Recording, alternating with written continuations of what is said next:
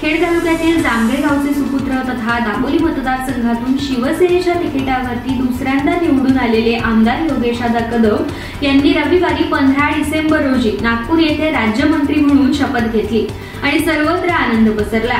राज्यमंत्रीपद मिळताच आमदार तथा राज्यमंत्री योगेशदादा रामदासभाई कदम यांचा मुंबई येथील पालखी या निवासस्थानी जोरदार स्वागत सोहळा करण्यात आला।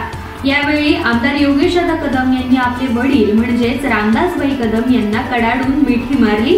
आई ज्योतिताई कदम यांनी त्यांचे औक्षण करत नजर देखील काढली। त्यानंतर आपल्या दोन्ही चिमुकल्यांना आमदार योगेशदादा कदम यांनी कडेवर घेतलं।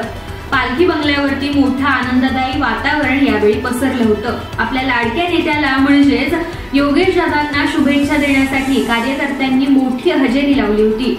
ढोल ताशांचा गजर आणि फटाक्यांच्या आतिषबाजीने सर्वत्र उत्साह संचारला होता।